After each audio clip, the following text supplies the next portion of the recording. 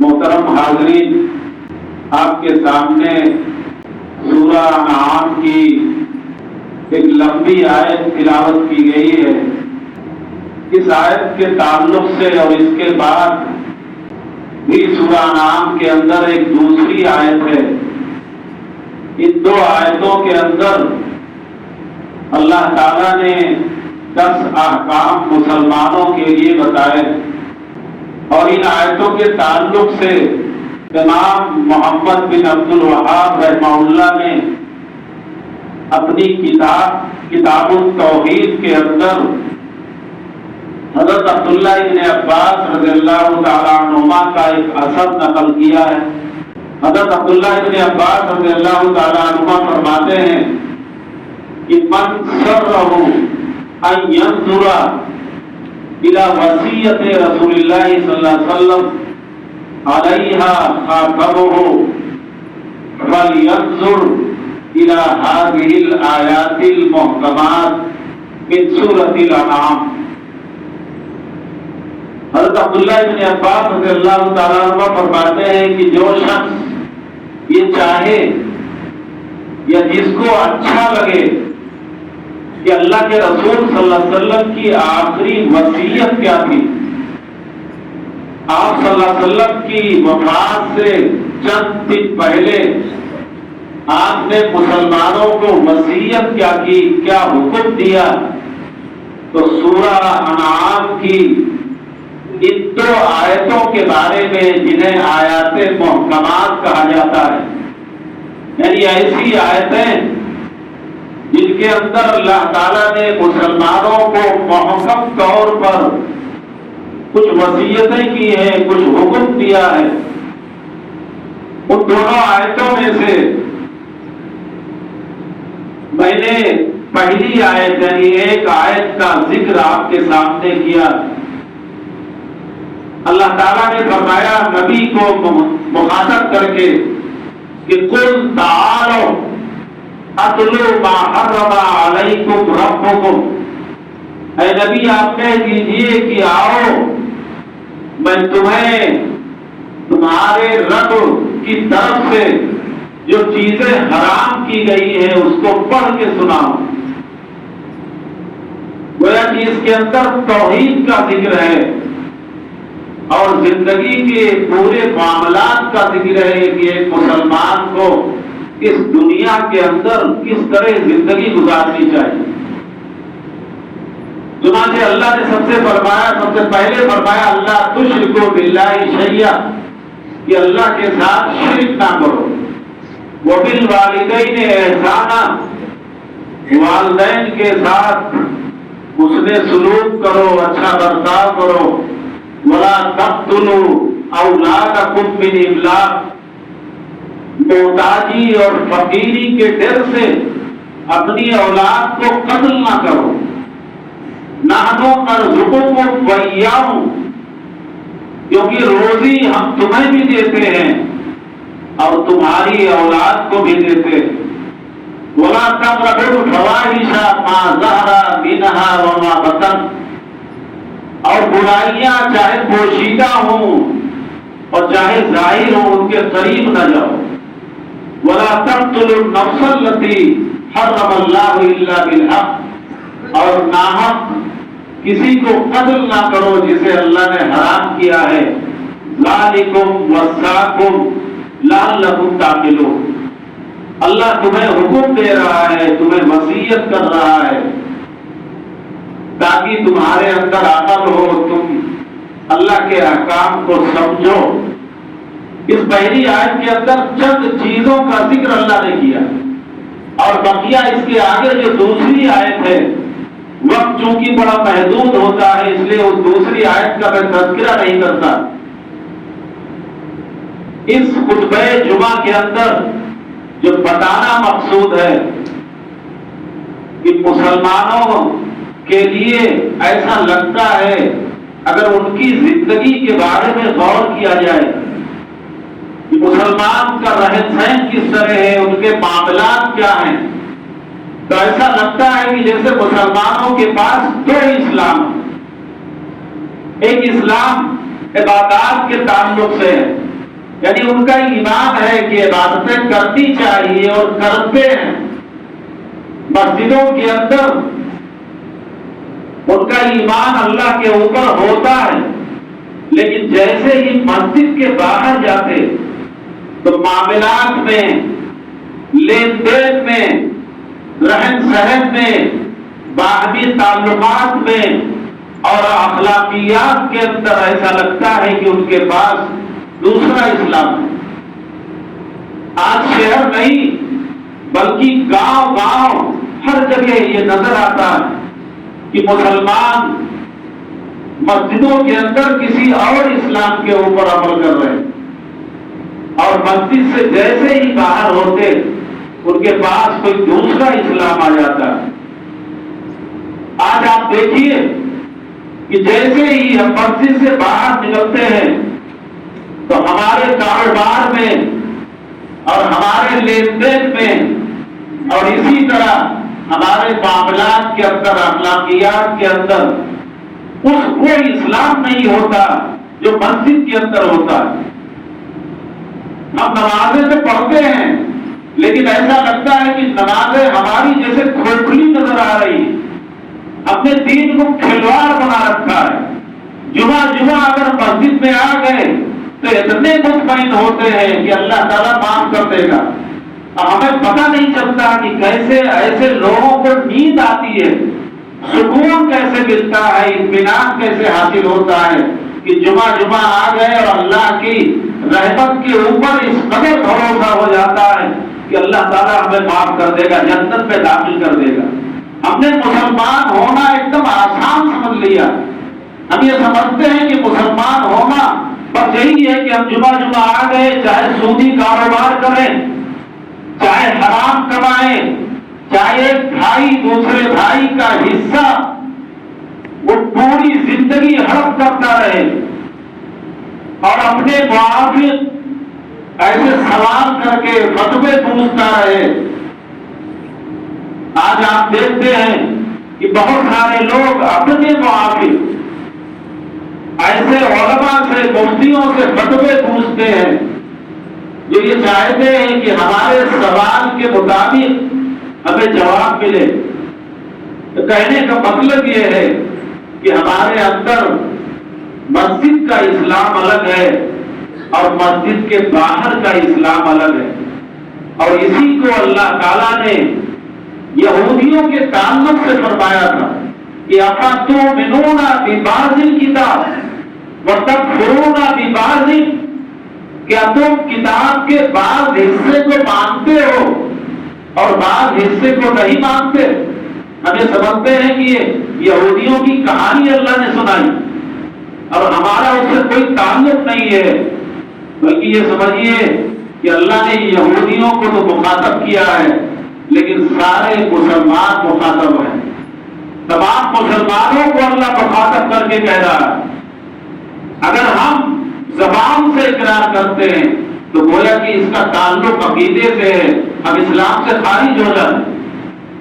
اگر ہم نے زبان سے انکار کیا کہ ہم فلاں کتاب کو نہیں مانتے، فلاں اللہ کے حکم کو نہیں مانتے یا اللہ کے رسول کے حکم کو نہیں مانتے، تو ہم اسلام سے خارج ہو جائیں۔ یہ عملی انکار بھی ہے کہ اگر ہم جمعہ یہاں آتے ہیں، حرام کمائی کرتے ہیں، سودی کاروبار کرتے ہیں، کسی کے پیسے کو ہڑپ کر جاتے ہیں، نہیں دیتے ہیں، مقدمات کرتے ہیں، اور اسی طرح بہت ساری برائیاں ہیں۔ کون سی ایسی برائی ہے جو ذکر کی جائے؟ کسی کی عزت اچھالتے ہیں اور راستوں میں بیٹھ کر کے ایک دوسرے کی غیبت اور برائی کرتے ہیں۔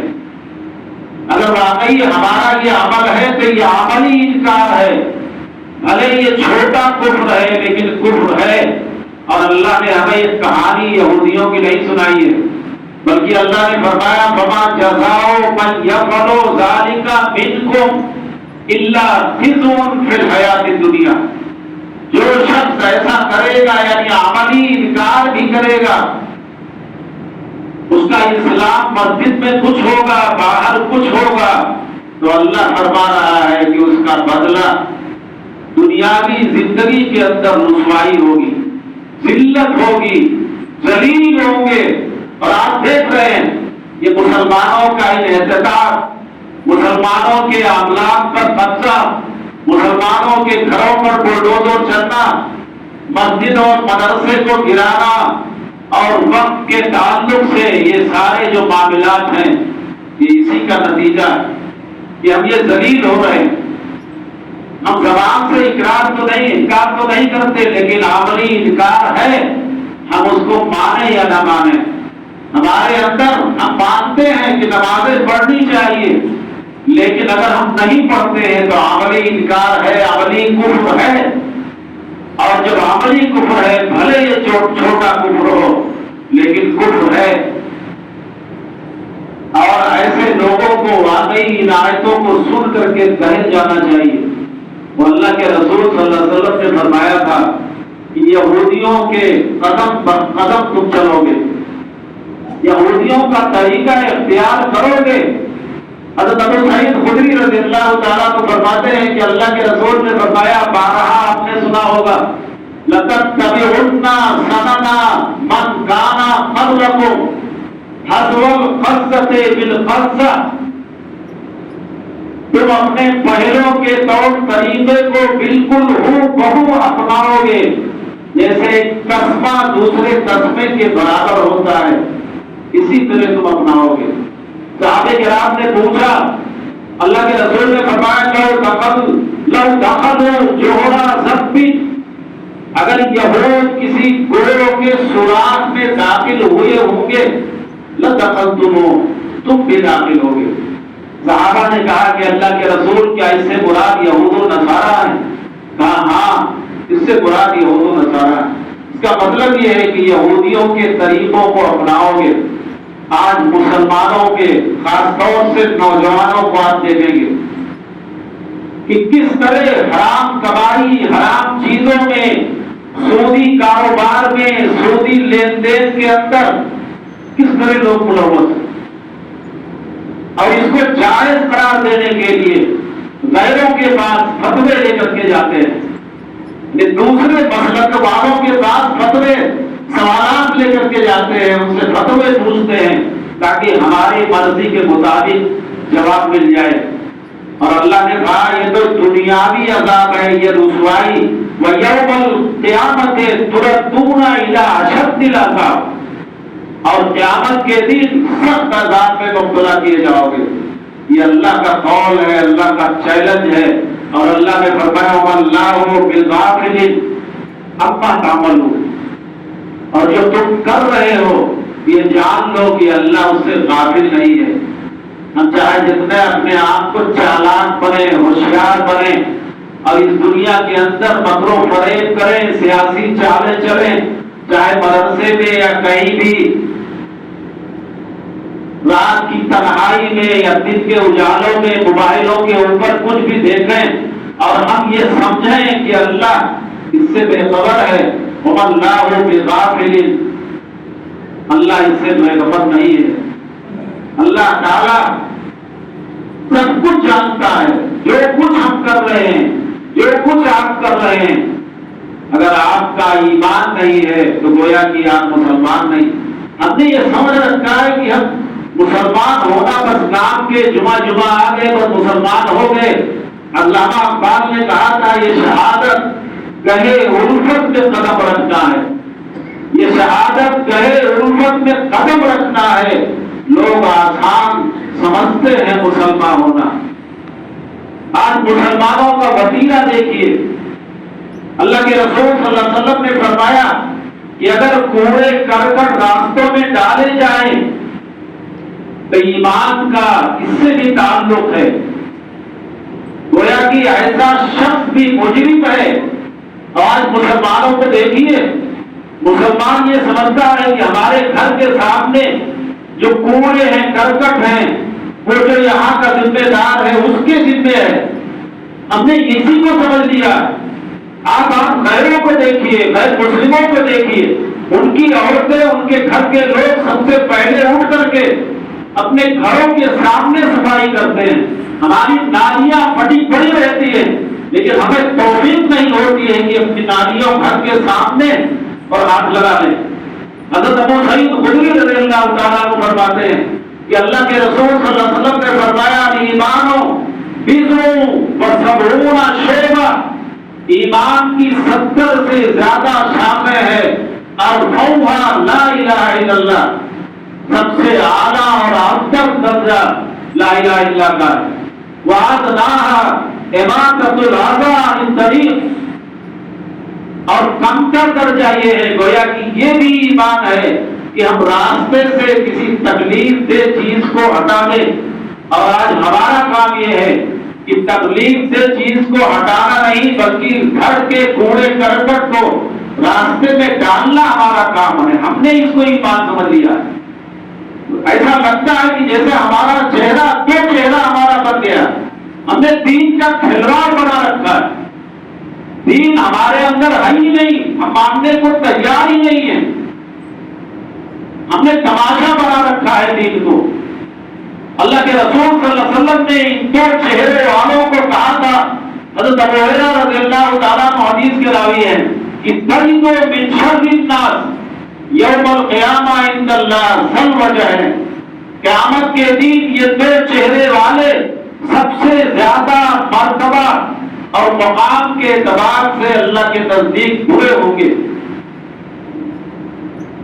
ایک وہ شخص الذی یاتی ہؤلاء بوجہہ وہؤلاء بوجہہ، ہم نے دین کا لبادہ اوڑھ کر کے، ہم یہ سمجھتے ہیں کہ دین کا لبادہ اوڑھ کر کے لوگ یہ سمجھیں کہ بڑا نیک ہے، بڑا مومن ہے، متقی ہے، پرہیزگار ہے۔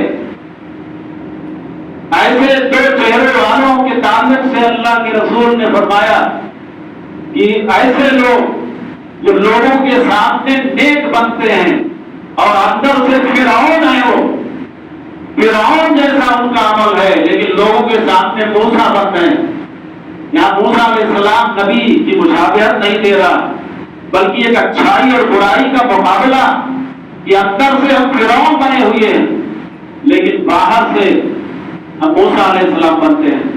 نبی صلی اللہ علیہ وسلم کی سیرتیں پڑھیے، نبی صلی اللہ علیہ وسلم کی شخصیت، آپ کی فضیلت، آپ سید الانبیاء، سید العرب والعجم، لیکن اللہ تعالیٰ نے نبی صلی اللہ علیہ وسلم کے تعلق سے فرمایا، غزوہ بدر کا واقعہ ہے، حضرت عبداللہ ابن عباس اسلام کا سب سے پہلا غزوہ، حضرت عبداللہ ابن عباس رضی اللہ تعالیٰ عنہ فرماتے ہیں کہ 70 کفار قتل کیے گئے غزوہ بدر میں، وَأُوسِرُوا يَوْمَئِذٍ 70، اور 70 ہی قیدی بنائے گئے۔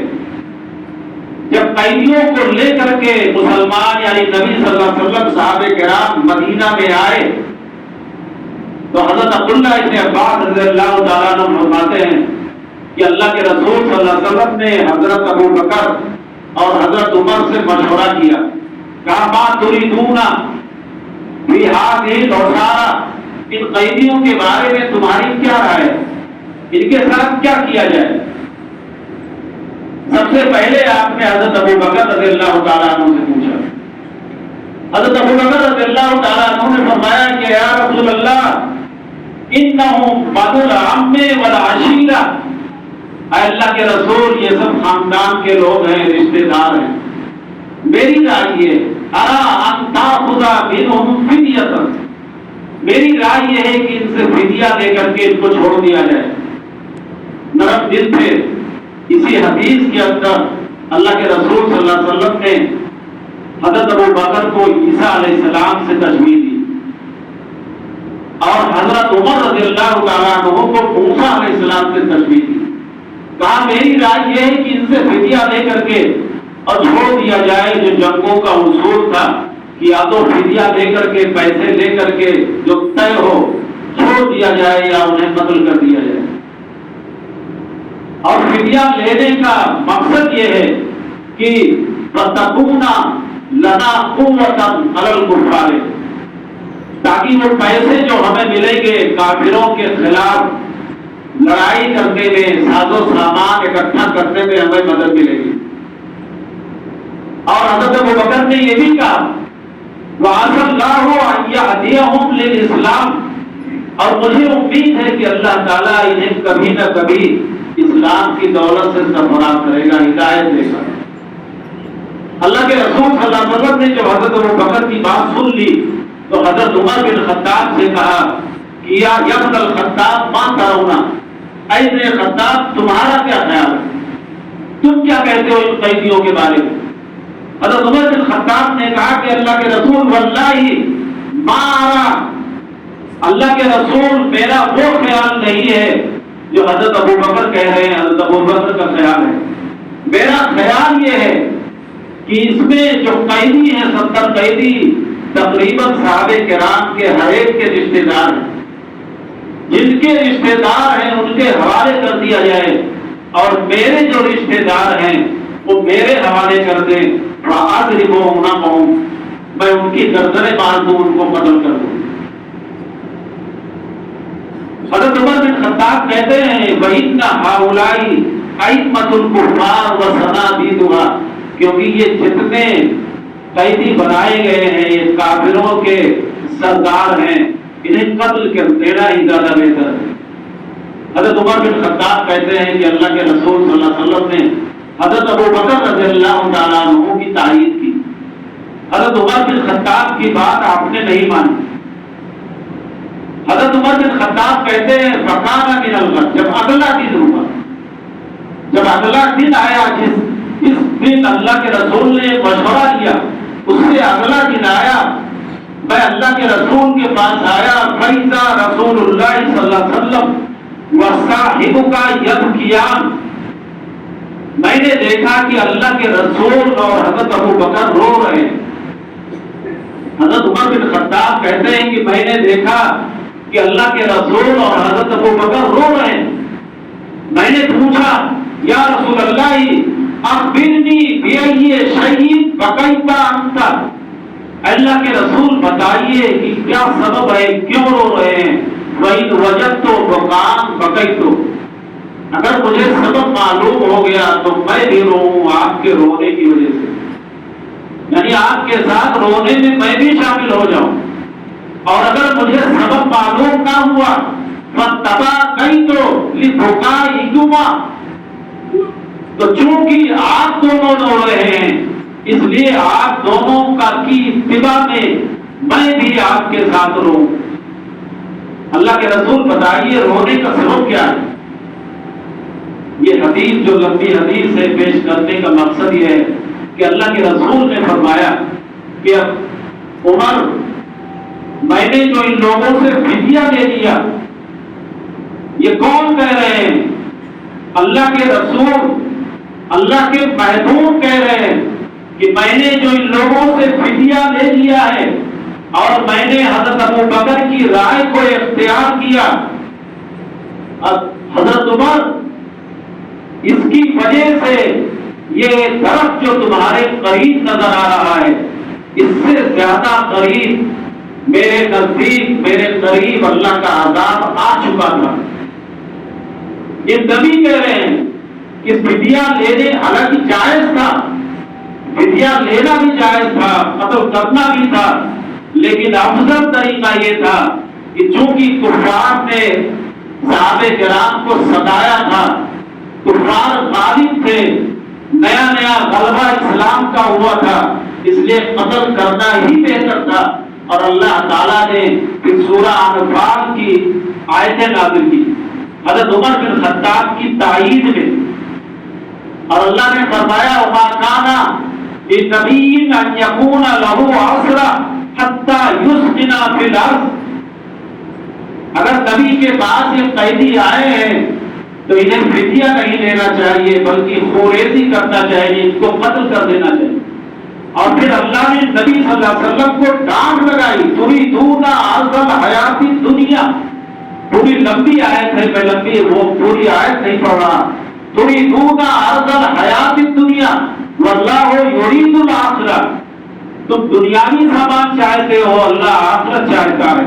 اور آگے اللہ نے فرمایا وَلَوْلَا كِتَابٌ مِّنَ اللَّهِ سَبَقَ لَمَسَّكُمْ فِيمَا أَخَذْتُمْ عَذَابٌ عَظِيمٌ، اگر اللہ کی کتاب سبقت نہ کر جاتی تو تمہیں جو تم نے فدیہ لے لیا، یہ اللہ کہہ رہا ہے اپنے محبوب نبی سے کہ تم نے جو فدیہ لے لیا ہے، حالانکہ جائز تھا لیکن افضل طریقہ یہ تھا کہ انہیں قتل کر دیا جائے۔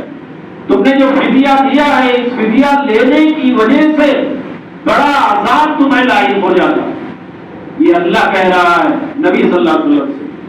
اور ہمارے معاملات کیا ہیں؟ اپنے معاملات کو دیکھیں کہ مسجد کے باہر ہمارے معاملات کیا ہیں، اور ہم اتنے مطمئن ہیں کہ اللہ کا عذاب نہ آئے، اللہ کا عذاب ہمارے اوپر نہیں آ سکتا ہے۔ حضرت عمر بن خطاب رضی اللہ تعالیٰ عنہ انسان تھے، غلطیاں ہوئی۔ صلح حدیبیہ کے موقع پر سہیل بن حنیف فرماتے ہیں کہ اللہ کے رسول نے جب تب کر کے صلح کی تو حضرت عمر بن خطاب اللہ کے رسول کے پاس آئے اور کہا کہ اللہ کے رسول الحقنا علی الحق وہم علی الباطل، اللہ کے رسول کہ ہم حق پر نہیں ہیں اور یہ کافرین باطل پر نہیں ہیں۔ اللہ کے رسول نے کہا کیوں نہیں ہے، ہم حق پر ہیں۔ پھر کہا الیسا قتلانا فی الجنہ وقتلاہم فی النار، کیا ایسا نہیں ہے کہ ہمارے جو شہید ہوں گے وہ جنت میں ہوں گے اور ان کے جو مقتولین ہیں وہ جہنم میں ہوں گے؟ کہا ایسا ہے۔ حضرت عمر نے کہا فعلاما نؤتی الدنیا فی دیننا، پھر ہم ڈر کر کے صلح کیوں کر رہے ہیں؟ بغیر اللہ کے فیصلے کے واپس ہم کیوں چلے جائیں؟ اللہ کے رسول نے کہا کہ انی رسول اللہ، میں اللہ کا رسول ہوں اور اللہ تعالیٰ جو کچھ کرتا ہے بہتر ہی کرتا ہے۔ اطمینان نہیں ہوا حضرت عمر بن خطاب کو، حضرت ابو بکر کے پاس گئے اور یہی باتیں دہرائی۔ حضرت ابو بکر نے وہی جواب دیا جو اللہ کے رسول صلی اللہ علیہ وسلم نے دیا۔ اتنے میں سورہ فتح نازل ہوئی۔ سورہ فتح کی پہلی آیت جب نازل ہوئی، انا فتحنا لک فتحا مبینا، ہم نے آپ کو کھلی ہوئی فتح دی۔ اللہ کے رسول نے حضرت عمر بن خطاب کے سامنے یہ پوری سورت پڑھی۔ حضرت عمر بن خطاب نے کہا کہ اللہ کے رسول اب فتح ہوا، کیا اس سے مراد فتح ہے؟ کہا ہاں۔ حضرت سعد بن سہیل کہتے ہیں فتابت نفسہ، ٹھنڈے پڑ گئے، اطمینان ہو گیا۔ لیکن اللہ کے رسول کے فیصلے کے اوپر آپ کو اطمینان نہیں ہوا۔ حضرت عمر بن خطاب خود کہتے ہیں کہ بہت دنوں تک مجھے یہ تکلیف دیتی رہی اور ستاتا رہا کہ میں نے اللہ کے رسول کے فیصلے کے اوپر اعتراض کیا۔ روتے تھے، نفلی عبادتیں کرتے تھے، صدقات و خیرات کرتے تھے کہ اللہ تعالیٰ معاف کر دے۔ اور ہمارا حال یہ ہے کہ ہمارے معاملات اس قدر بگڑے ہوئے ہیں کہ ہمیں ذرہ برابر بھی نہ اس کا خیال ہے اور نہ اس کا دھیان ہے۔ بہت سارے صحابہ کرام، حضرت ابو بکر آپ نے بارہا سنا ہوگا کہ حضرت ابو بکر رضی اللہ تعالیٰ عنہ نے غلام کی لائی ہوئی چیز کو بغیر جانے ہوئی کھا لیا، لیکن جب اس غلام نے بتایا کہ تکہنت الانسان فی الجاہلیہ، زمانے جاہلیت میں میں نے ایک شخص کے لیے کہانت کی تھی، دھوکہ اس کو دیا تھا۔ آج کل تو آپ دیکھتے ہیں موبائل کے اوپر ایک ایپ بھی آ چکا ہے، موبائل کے اوپر مستقبل کی باتیں بتانے کے لیے ایک ایپ بھی آ چکا ہے، اس کا دیکھنا بھی جرم ہے اور اس پر عمل کرنا تو دور کی بات ہے۔ اس کا دیکھنا، اس میں بہت ساری چیزیں بتائی جاتی ہیں کہ اگر آپ کی پیدائش فلاں تاریخ کو ہوئی ہے تو ترقی کریں گے، ایسا ہوگا ویسا ہوگا، یہ موبائلوں کے اوپر موجود ہے۔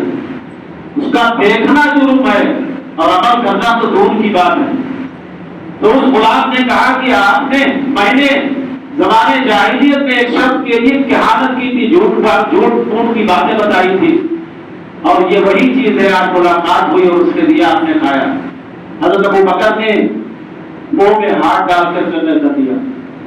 بخاری شریف کی روایت ہے، وقت ہو چکا ہے، ابن ملیکہ رحمہ اللہ فرماتے ہیں کہ میں نے 30 صحابیوں سے ملاقات کی، 30 صحابیوں سے، کل لوگ یخاف علیہ النفاق، اور تمام صحابی اپنے اوپر نفاق سے ڈرتے تھے کہ کہیں میں منافق نہ ہو جاؤں۔ حضرت حنظلہ حسینی جو اللہ کے رسول صلی اللہ علیہ وسلم کے کاتب وحی تھے، وہ خود کہتے ہیں، احساس دیکھیے آج ہم کوئی بھی معاملہ کر لیں کیسے بھی، چاہے بھائی کا حصہ مانگ لیں یا کچھ بھی کر لیں، ایسا لگ رہا ہے کہ جیسے ایک کروڑپتی شخص بھوکے مر رہا ہے، وہ سمجھتا ہے کہ مرنے کے بعد وہ ساری جائیداد میری قبر میں جائے گی اور ڈال دینا چاہیے۔ ایسے لوگ جو دوسروں کا حصہ مار کر کے بیٹھے ہوئے نہیں دے رہے، ان کے حصوں کو جب مرے تو ان کے قبروں میں ڈال دینا چاہیے۔ حضرت حنظلہ کہتے ہیں کہ اللہ کے رسول صلی اللہ علیہ وسلم کے پاس میں پہنچا اور میں نے کہا کہ اللہ کے رسول، حنظلہ منافق ہو گئے۔ کہا کیا بات ہے؟ کہا اللہ کے رسول صلی اللہ علیہ وسلم جب آپ کے پاس ہوتے ہیں، جنت جہنم کا ذکر کرتے ہیں تو ایمان اور ہوتا ہے، اور جیسے ہی گھر میں جاتے ہیں ایمان اور ہو جاتا ہے۔ لمبی حدیث ہے، اللہ کے رسول نے فرمایا کہ حنظلہ والذی نفسی بیدی، قسم ہے اس ذات کی جس کے قبضے میں میری جان ہے، جس کے قبضے میں میری جان ہے، اگر وہی حالت تمہاری رہے جو حالت میرے پاس ہوتی ہے تو فرشتے تم سے ملاقات کریں۔ لوگ کہنے کا مطلب یہ ہے کہ ہمارا اسلام ایک ہونا چاہیے، چاہے مسجد میں ہو چاہے باہر ہو۔ اللہ تعالیٰ سے دعا ہے کہ اللہ تعالیٰ ہمیں صحیح عمل اور صحیح سمجھ کی توفیق عطا فرمائے۔ وآخر دعوانا الحمدللہ رب العالمین۔ اقول قولی ھذا واستغفر اللہ لی ولکم ولسائر المسلمین۔